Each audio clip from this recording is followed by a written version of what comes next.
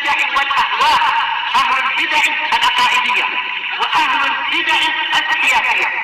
نقول بيننا وبينكم السلف، بيننا وبينكم الكتب، كان فيقول البدع بيننا وبينكم. Bismillahirrahmanirrahim. Ini berarti besok.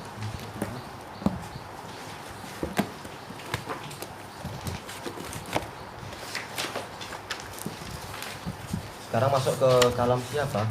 Oh, masih kalam Syekh Abdul Aziz Al-Rashid rahimahullah. Tayyib. Walakin.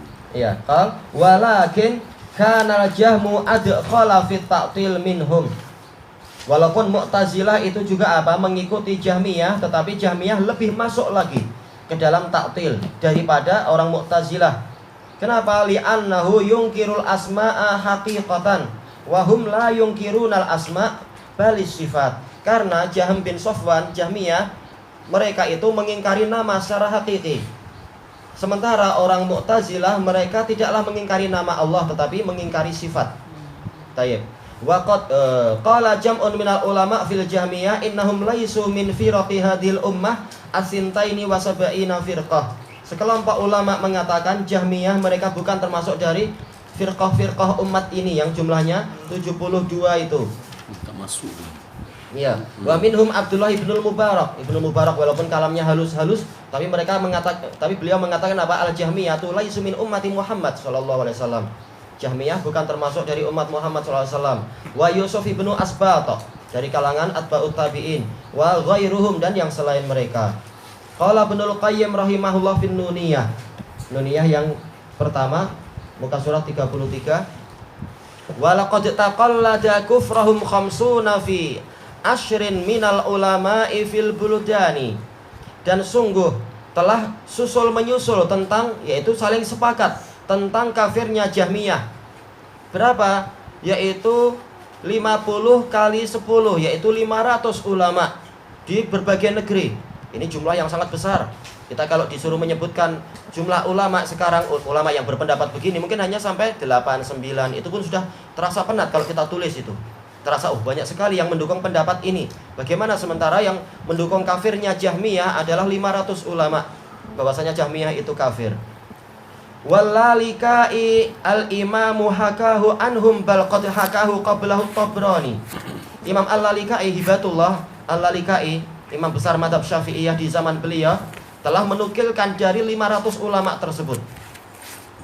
Al-Lalikai dalam kitab beliau apa itu? Syarah Usul I'tiqad Ahli Sunnah wa Jamaah. Ini kitab apa itu? Kitab As-Sunnah yang paling besar yang pernah ditulis. Kurang lebih berapa? 4 jilid. 4 jilid besar. Dengan apa? Dengan sanad-sanadnya dan seterusnya. Membahas masalah apa? Kitab-kitab akidah. Membahas masalah akidah. Ini Imam Al-Lalikai. Tayyib. Dan disebutkan setelah beliau meninggal ada sebagian sahabat beliau yang bermimpi jumpa dengan beliau. Kemudian beliau ditanya, apa yang dilakukan oleh Rabbmu? Oh, Rabbku mengampuni saya.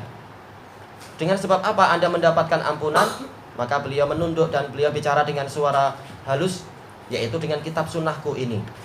Dengan sebab beliau menulis itu, maka beliau mendapatkan ampunan dari Allah Ta'ala. Dan ini banyak disebutkan di dalam biografi para ulama. Setelah meninggal ada yang bermimpi melihat keadaannya sangat bagus, ditanya, apa yang dilakukan Allah? Oh, Allah telah memberikan ampunan kepadaku dengan sebab amalan ini, dan seterusnya, semacam itu. Tayyib. Dan bahkan yang telah menukilkan ini sebelum Al-Lalikai adalah Imam At-Tabrani yang dijuluki sebagai apa? Musnidud Dunia itu. Tayyib. Wa qala Syekh Taqiyuddin Ibnu Taimiyah rahimahullah, al-masyhuru min madhhabil Imami Ahmad wa ammati a'immatis sunnah takfirul Jahmiyah. Yang terkenal dari mazhab Imam Ahmad dan hampir semua para imam sunnah adalah apa itu? Mengkafirkan Jahmiyah. Wahumul mu'attilatu li sifatir rahman. Mereka adalah orang-orang yang mengosongkan sifat ar-Rahman, mengatakan Allah tidak punya sifat.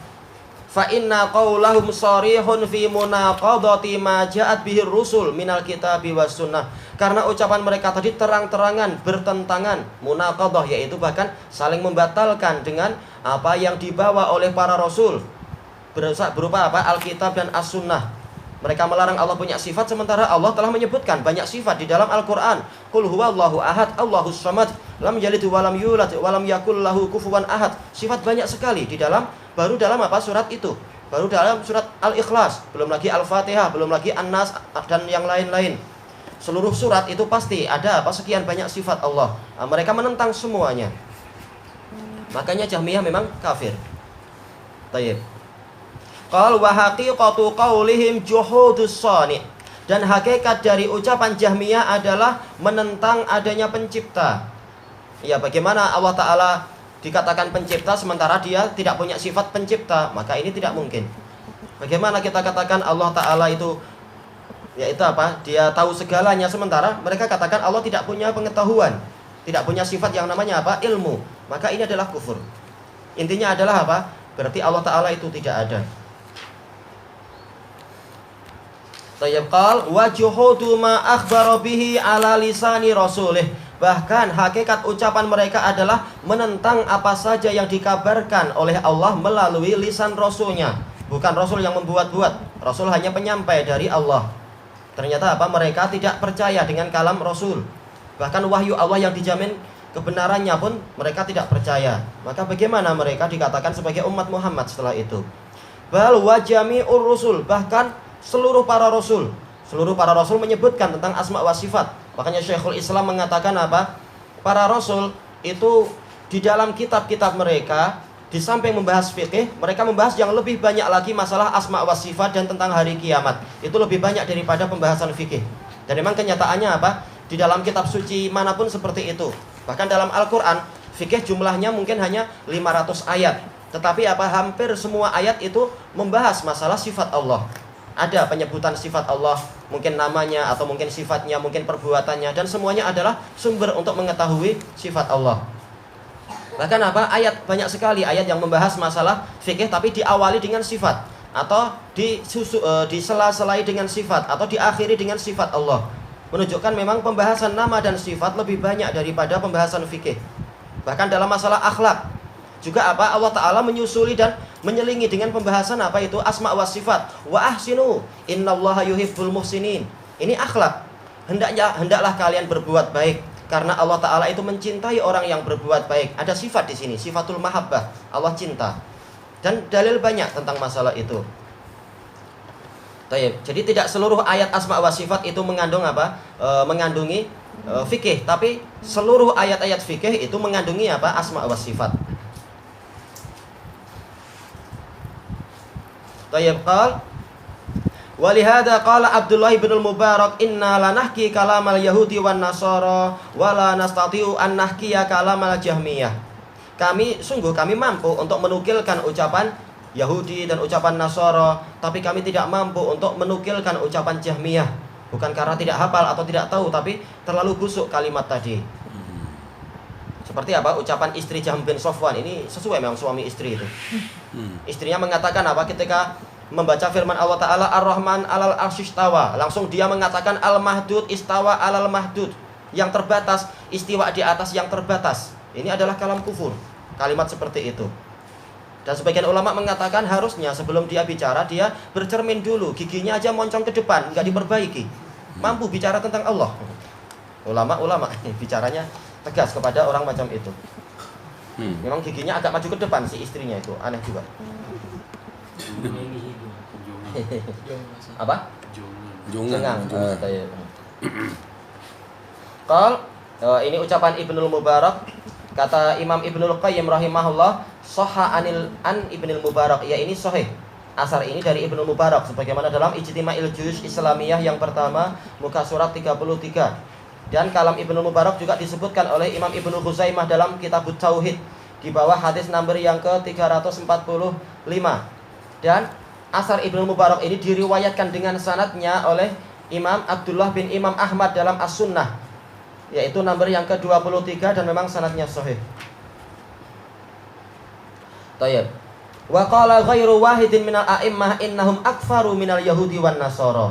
Lebih dari satu orang imam telah mengatakan bahwasanya Jahmiyah lebih kafir daripada Yahudi dan Nasara. Yahudi dan Nasara masih meyakini Allah Ta'ala punya sifat ini, punya sifat itu, dan seterusnya. Sementara Jahmiyah mengatakan Allah tidak punya sifat. maka ini adalah lebih kufur. Baik. Dan ini sebagaimana dalam Majmu'ul Fatawa yang ke-35 muka surat 144, ucapan Syekhul Islam tadi yang menukilkan ucapan para ulama itu. Baik, kita ambil sedikit lagi qauluhu wa ahli tamsilil musyabbihah, yaitu ahlu sunnah wa jamaah pertengahan antara apa? Kelompok yang mengingkari sifat dan kelompok yang berlebihan menetapkan sifat hingga menyerupakan dengan makhluk. Ahlu tamsilil musyabbihah alladzina syabbahullaha bi khalqih wa masaluhu bihim. Ahlu tamsil, orang yang menyerupakan Allah, musyabbihah sama ya, menyerupakan, menyamakan, adalah orang-orang yang menyerupakan Allah dengan makhluknya dan memisalkan Allah dengan makhluknya. Ta'alallahu an qaulihim uluwan kabira. Maha tinggi Allah terhadap ucapan mereka dengan ketinggian yang besar. Tayyib, Imam Musyabbihah siapa itu? Muqatil bin Sulaiman, bukan Muqatil bin Hayyan. Kalau Muqatil bin Hayyan mufassir dari kalangan tabi'in, saduq. Tapi ini Muqatil bin Sulaiman. Dia mendebat Jahm bin Safwan. Tapi apa, dengan cara bid'ah dia mendebatnya. Jahm kalah. Tapi kemudian apa? Muqatil bin Sulaiman akhirnya terjerumus kepada kebalikan dari Jahmiyah, yaitu Musyabbihah.